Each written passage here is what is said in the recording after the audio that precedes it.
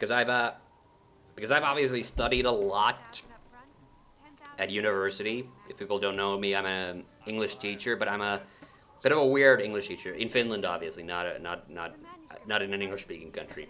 But I also, when I got my qualifications, I also, had the qualifications to teach geography. That was because geography. Well, the guy who kind of inspired me to go into the teaching business was my high school biology and geography teacher. He was a cool guy. Um, so I studied that, and then after graduating, after being a teacher for a little while, I realized like that it's kind of difficult to get employed just as an English teacher. So later on, I got my qualifications to teach biology as well. Last year, actually, I finally got them, but I studied for that a little while. So I took courses in like English, obviously. That was my major, and then geography, obviously. Teaching studies, because that's what you do or pedagogics is the fancy name for it. But I usually say teaching studies too, because then people know what the hell I'm talking about. And then also, when you're a humanities student, you have to take like a bunch of these random communication skill courses. So I did a few of those. So it's something like general linguistics and general phonetics. So I've been thinking about like doing like a podcast or maybe a video where I talk about like all the worst courses I had to take in university. Whether it was because the course itself was just not a lot of fun. And I've never thought about like when would be a good time to do it. So that's why I thought maybe during the stream I could maybe talk a little bit about like all the really bullshit stuff I had to do. So one of the courses that I had a lot of trouble with was actually a course called Structures of Finnish. And I know it sounds funny because it's my own language. Yeah. So Structures of Finnish, that was a course that I had to take, that everybody has to take if you're a humanities student here in Finland. And basically, it is just a Finnish grammar 101, but it's kind of like a very, very, very it's a very thick grammar course. Like, you have to go really deep dive into all the terminology. That was the Structures of Finnish course was the first course in university that I completely failed at. That is to say, it's a course, a bunch of lectures, you then do an exam, and then if you fail the exam, you still get to do it. You get 2 retries on it. Yeah. So, and I do think that our, the teaching methods in university are not the best. That is, lecturing is. I mean, it's okay for some things, but like especially for that because we were having to like dissect entire like sentences and do these weird exercises. I remember there was a booklet that we had to buy. It cost like €2 or something. It didn't like cost an arm and a leg or anything. But so yeah, so because I failed that course, I ended up having to retake the Structures of Finnish course, and I took it during what was technically kind of like my final year of bachelor's. But going from bachelor's to master's in the Finnish university system, it's a bit more fluid. So I was still doing things. Finishing up some bachelor's things still, even as I was starting my master's. So when I retook the course, I don't remember anymore at what point, but they had a different teacher, and it was very, very different from the way I took it the first time. And there were lectures, but they actually had this nice seminar where you could actually kind of like get a feel for all the exercises, because we did have that booklet of exercises, but I honestly just never could get the hang of it, and that's probably why I failed the exams all those times. And they had all the material online. You could just go read whenever and actually, yeah, we had online exercises too. So I went really hard in to pass the course. I actually tried really hard and studied up really hard. And then when the exam came, it was multiple choice. There were 4 choices for each of the. So yeah, so that always. And the thing about the Finnish structures course, when I did take the exam for the second time, I got like the second best grade on it. But honestly, I did not. It didn't feel like deserved. I felt like I cheated the system. Because clearly what they had done is that I wasn't the only student having a lot of problems with that, so that's why they changed the exam methods. Funny enough, that was not the easiest exam I ever took, though. The general phonetics one it wasn't multiple choice even. It was truth. It was truth or false questions all the way through. I mean, you had to be awake for the whole, the course to get the answers right, obviously. But so another course that I struggled with was actually the English phonetics one course, and it's because of we had to do transcription. So phonetics is when you transcribe something the way it's pronounced, and I had a real problem, obviously, because in all things I tend to write stuff like a British person, because that's how I was taught to write in school. But I obviously speak with an American accent, and it was okay to transcribe using an American accent, but I could never really get it like right for some reason. And half the exam for that course, literally half of it was the transcription. So, and the other half was like, little essay form questions that you had to answer. Our teacher was the kind of guy who gave you demerit points for every wrong answer. So, so in the essay questions, it wasn't like enough that you just wrote something. You actually had to get stuff right. And if you said something that was factually not right, you would get demerited points. Which, as a teacher, I have never understood why. I guess in a university setting, it would make another ghost door. In a university setting, I guess it would make a little bit of sense that you have to get things right, so you get punished for getting things wrong. But if you're struggling to get through that course that everybody had to take anyway, like that felt like that felt like real bullshit to me. So yeah, so I failed that phonetics exam twice, and then I went to my teacher and asked to see my exam and see what was I getting wrong, because I couldn't get enough points. And the problem was that I was just failing the transcription all the time, and getting so many demerit points from that even though my essay answers were okay, it wasn't enough to get me like a passing grade. So then on my final try, I did this like, and I've never ever done this for any other exam. I just flat out did not do the transcription. I just did the essay questions, and I got a passing grade. Now I didn't get a great grade, but I got a passing grade on it. But I did feel a little bad because my teacher then emailed me later on asking that he couldn't find my transcription paper, like he thought he had lost it. And I had to tell him like, no, I just didn't do the transcription. But I didn't pass that stupid course though.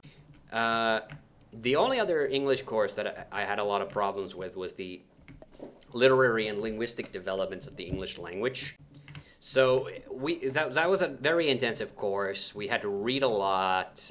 We had to study like how the English language had developed from like Old English to Middle English to Modern English. So it was a lot. It wasn't just that we had to read a lot. We also had to memorize a lot of like developments of the English language. And when I took the course for the first time, like, I have to admit that maybe didn't take it as seriously, and then there was a big-ass exam, and it had the biggest term paper I ever had to write up to that point. So it wasn't enough to get it through an exam, but it was the exam plus the term paper that you had to do. So I ended up taking the course a second time, and the only way this story is not really very interesting. I just basically had to start. I just spent a lot of time in the library just studying my ass off for the exam to get it all done. But it's really annoying because it was a very, very long, intensive course, and it took the entire fall semester basically. Now I thought that would be the hardest course I ever had to do in university, but then of course I did my introduction to physical geography or natural geography course, and that was even worse because it's not that you had to write just a term paper, which in my case was like a science report on a river system, and it's not that you had to do just an exam. It's that you had to do 2 exams, and one was like a one was like an what was this identification exam where we had to look at maps and aerial photographs of like land formations. One part, and one part was like explaining how those land formations came, and then there was a general exam for the course plus this like 10-page report that we had to write. And I failed that course the first time, and I pegged that on the fact that we had 4-hour lectures. Seriously, like 2 hours, then a little break in the middle, and then another 2 hours. And that was insane. I honestly thought, I have never hated, I have never thought, like lectures are bad enough. Like, sure, 1 hour is not bad. 2 hours you can maybe hack it.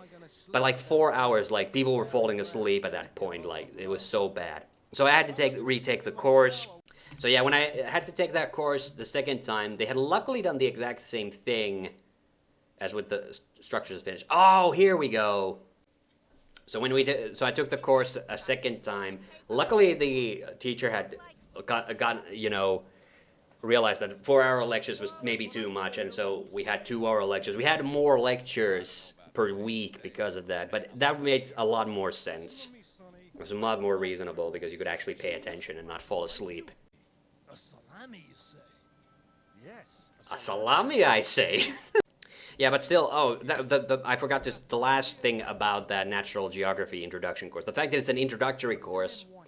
And, in English, we had a really weird course, like student credit, like how it was dished out was really weird. Like you had courses that were only 2 study points, some were 3 study points, some were 4. But then the further you got on into like the advanced courses and things, it became like an even 5, and that's good because all the units were like 25 or 35, study points that you needed to fill up for your degree. So you had to make these blocks of 25 or 35 points. 25 plus 35 which is 60 for your main. Your main subject, and then either 3 25 units courses, or just one long, which I did for geography, and then one small 125 for teaching studies, because that goes over both your bachelor's and your master's. That course, the English Linguistic and Literary Development course, that was 8 study points, which was fair, I think, for a course that had both an exam and a long-ass term paper that you had. A long-ass exam and a long-ass term paper. So the Natural Geography introduction course, which had 2 exams and then that big-ass report that we had to do, was 5 study points, which for me it was ridiculously small. Like, how do you get away with doing something like that? And on the completely opposite end of the spectrum to those courses that I already talked about, where I barely passed, I think my least favorite courses honestly were the teaching studies one, because with teaching studies, generally speaking, the thing that the fun part for me, I think every teacher agrees, the fun part is the actual practice teaching, when you actually get to like teach classes and you get a feel for how to like organize a classroom and a lesson and everything. So that part is the one part. That is the fun part. Fucking making a plan for an entire school course, a school period, and there is a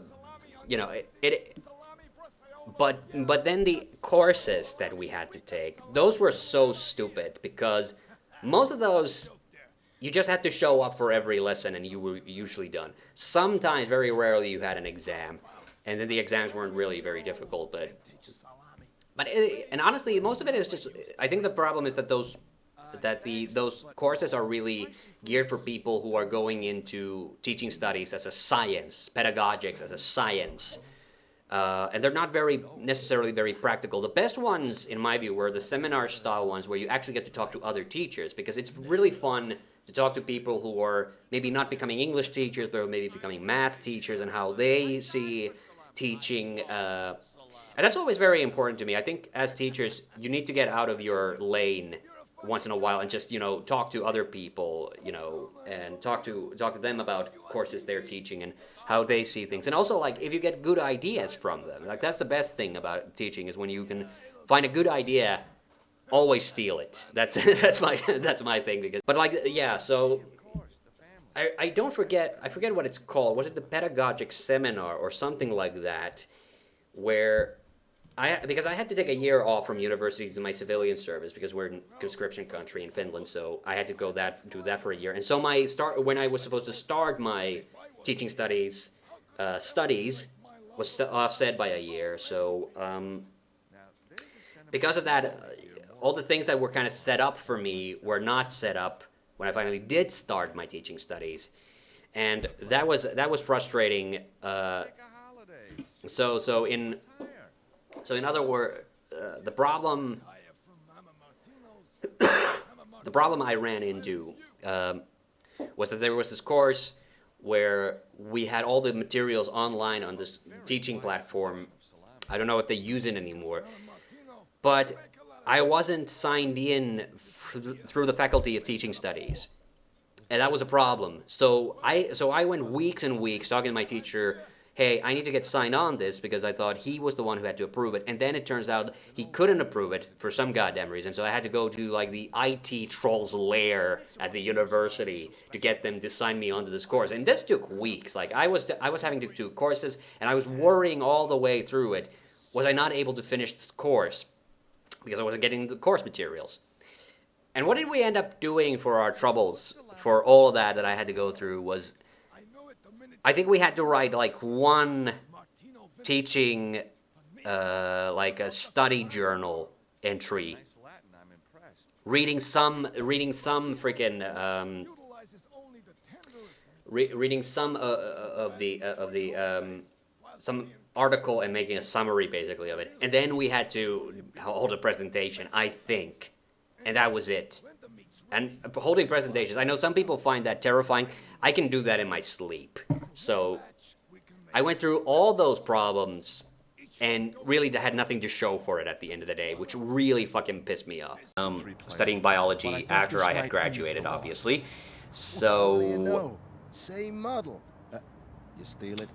So I had a lot of catching up to do because I had not studied biology since high school. So the thing is, like, when I started doing like my biology classes, my biology courses, my grades were definitely not very good because I was having to.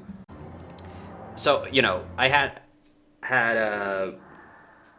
so my grades originally were not very good when I started studying biology, because I was having to catch up with a lot of the terminology that I had kind of forgotten, and also get enough info so I could actually pass courses. And the thing is, like, on university level, it doesn't really matter what your grades are, like, unless you're applying for maybe like a very exclusive like research program or something, then they might care a little bit. But generally not. Like, when you pass a course, you pass a course. Like, nobody cares what your grades are. But because I've always been, not a straight A student, like a B, C student for the most part on most subjects, I guess it does still sting a little bit when you're just scraping by. Like, even though the important part is that you passed. I always, so the first few biology courses that I passed, I didn't get like very good grades for them, and I honestly felt a little bad about that. The last couple of courses that I passed, when I finally got my qualifications to study biology. By the way, sorry, I'm just checking that the connection's okay. It's okay. I had gotten my grades to up to. In Finnish university, I know how it is everywhere else, but the grades go from 1 to 5, with 5 being the best. So if I started with getting like 1s and 2s, I finally got 3s eventually. And weirdly, like, all the plant courses, I got almost always got like better grades for that. Between the manuscript I was talking about some of the most like difficult courses that I had to do, and for biology, I think it was the genetics course because there were these long courses in natural sciences. At least it seems like they don't do like long And St. George, who came from courses Turkey, that is take up the fighting entire like dragons semester. below Oh, I think we're about to get another fucking ghost door. Yeah, so Room service. so they didn't do like really like long semester long courses in biology. Yeah, it is a ghost door. I guess he pushed it. Anyway, so I had done like cell biology, and the idea with that was that it was divided into 3 segments. So there was like animal cell biology, Of course. plant cell biology, and then like genetics cell biology. And that course was pretty cut and dry. Like each segment of the course had its own exam that you could take, that you could retake twice if you failed the first time. But basically your course grade was then the average from those 3, and it really did go like that. Like the first one was I got a 2 and a 3 and a 1, and so my average was 2, so I got a 2 for that. George. So then in the spring I did the genetics course, and that was actually there was both a course, like a lecture course that you had to take, and then a lab course. And the lab course was actually a lot of fun. We actually did the whole breeding banana flies thing, Drosophila. Yeah, so I'd been used to that idea of doing like a long course with multiple exams. But the genetics course was a little bit different because it had 3 segments. My favorite guest. One that was like general kind of genetics theory, then a more in-depth like biochemical, where we actually like looked at all the individual chemical segments that go into genetics, and then the last segment was Do you know anything about was kind of more a broad here in Istanbul?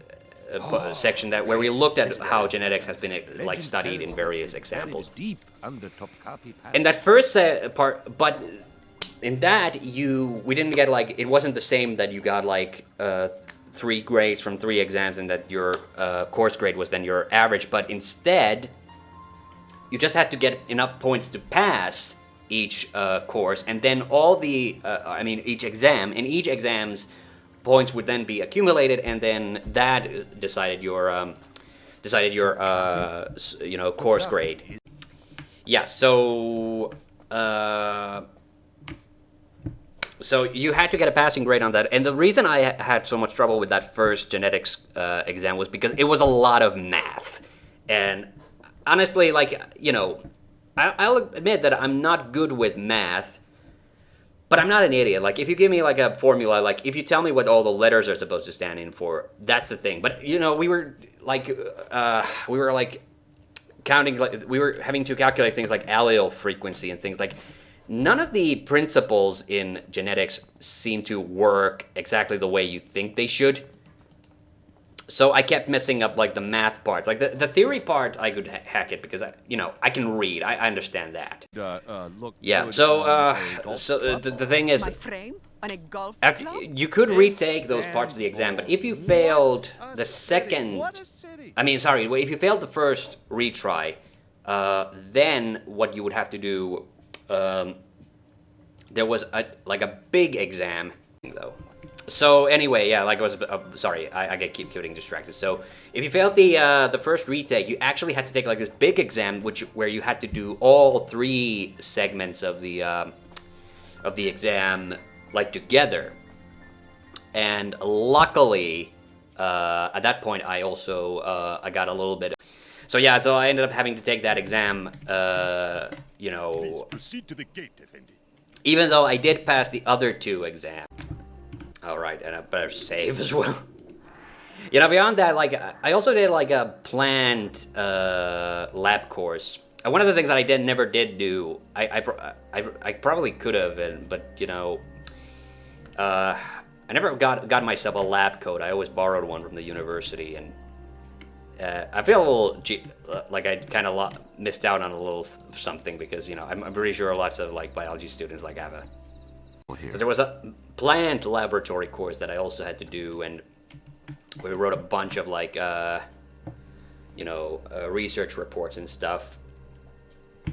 And that was actually pretty fun because, well, yeah, you do those lab courses, you always have to have like lab partners helping you out. And I guess it's not that, because you're sharing the work, but yeah, the thing is just that I was so because I was so not as experienced in that field, like that's why I had some problems. Oh, it's the doggo now.